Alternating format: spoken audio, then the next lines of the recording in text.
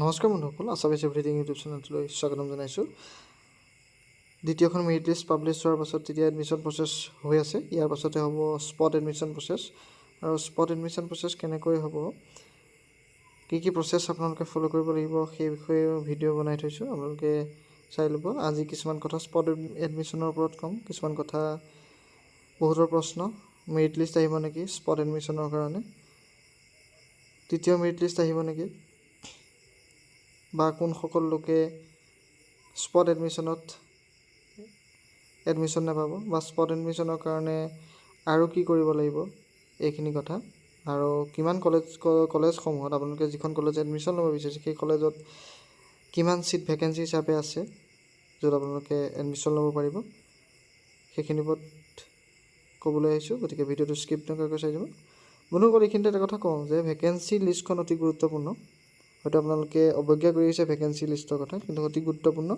আপোনালোকে vacancy list download কৰিব। আপোনালোকে যিখন কলেজত পঢ়িম বুলি ভাবিছে, এডমিশ্যন ল'ম বুলি ভাবিছে, সেইখনৰ ভেকেঞ্চি লিষ্টটো চোৱাটো অতি গুৰুত্বপূৰ্ণ স্পট এডমিশ্যনৰ আগে। আৰু এইটো মই স্পট এডমিশ্যনৰ যি গাইডলাইনৰ ভিডিঅ' বনাইছোঁ তাতো বাৰে বাৰে কৈ আহিছোঁ। গতিকে আপোনালোকে যদি ভেকেঞ্চি লিষ্টটো চাই কেনেদৰে চাব সেই বিষয়ে কৈ যাম। এতিয়া স্পট এডমিশ্যনৰ গাইডলাইন এইকেইটা 3টা পইণ্ট দি দিছে তেওঁলোকে।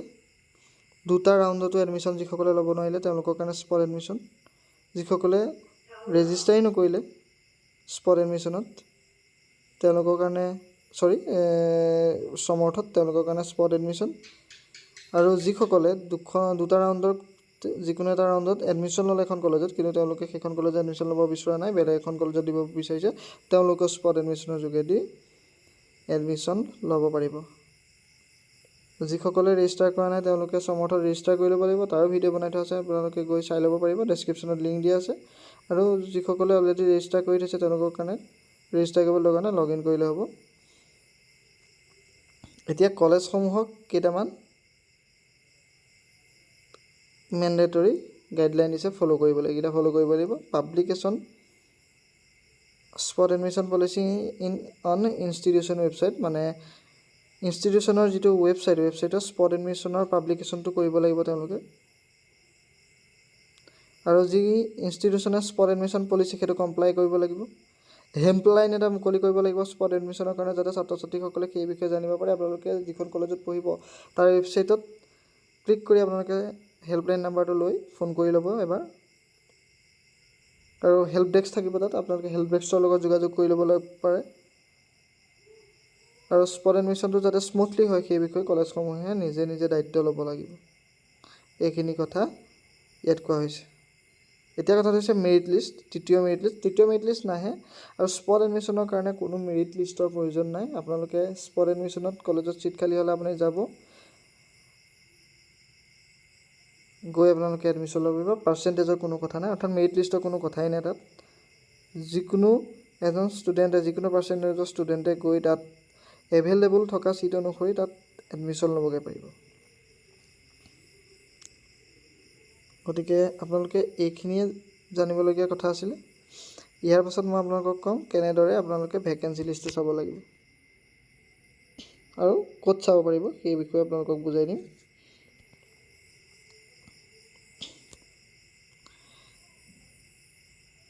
আপোনালোকে যদি মোৰ এই গাইডলাইনৰ ভিডিঅ'টো চোৱা নাই বা চাই ল'ব, গোটেইখিনি মই ধুনীয়াকৈ বুজাই দিছোঁ। এতিয়া ভেকেঞ্চি লিষ্টটোৰ কাৰণে আপোনালোকে যিটো ডেছক্ৰিপশ্যনত দিয়া আছে সমৰ্থৰ লিংক, সেই লিংকটোত আপোনালোকে ক্লিক কৰি ল'ব। ক্লিক কৰি লোৱাৰ লগে লগে এনেদৰে পেজটো অ'পেন হৈ যাব। পেজটো অ'পেন হৈ যোৱাৰ লগে লগে আপোনালোকে ওপৰত দেখিব home, notice, institution, programme, FAQ, contact us, merit list আৰু ভেকেঞ্চি এইকেইটা আছে। আপোনালোকে ইয়াত ভেকেঞ্চি অপশ্যনটো ক্লিক কৰি দিব। ক্লিক কৰি দিয়াৰ লগে লগে এতিয়া ন' ভেকেঞ্চি লিষ্ট পাব্লিছ বুলি আহিছে, কিয়নো এডমিশ্যন দ্বিতীয় ৰাউণ্ডৰ হৈ আছে। এইখন খতম হোৱাৰ লগে লগে ইয়াত প্ৰকাশ পাব। এতিয়া মেৰিট লিষ্টৰ এইটো ৱেবছাইট কিয় দেখুৱাইছে, ভেকেঞ্চিত ক্লিক কৰি দিয়াৰ লগে লগে এনেদৰে ছেইম প্ৰচেছ আপোনালোকক কৈ গৈছোঁ। আপোনালোকে এতিয়া মনত ৰাখিলেই হ'ল। এনেদৰে আহিব, আপোনালোকে ইয়াত মেৰিট লিষ্টৰ যেতিয়া ভেকেঞ্চি লিষ্ট আহিব, আপোনালোকে ভেকেঞ্চি লিষ্ট চিলেক্ট কৰি ইনষ্টিটিউশ্যনৰ নেম চিলেক্ট কৰিব লাগিব, কলেজৰ নামটো চিলেক্ট কৰি প্ৰগ্ৰেমটো চিলেক্ট কৰাৰ লগে লগে আপোনালোকে যিখন কলেজৰ ভেকেঞ্চি লিষ্ট বিচাৰিব সেই কলেজৰ ভেকেঞ্চি লিষ্টটো আপোনালোকৰ মুখৰ আগত আহি যাব।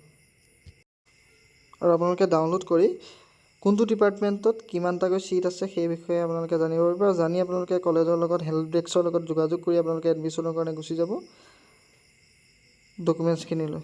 গতিকে আৰু সেই একেধৰণে ফি ৱেইভাৰ পাব যিখিনি মেৰিট লিষ্ট ফাৰ্ষ্ট আৰু ছেকেণ্ডৰ ষ্টুডেণ্টখিনিয়ে পালে একেধৰণে আপোনালোকে পাব।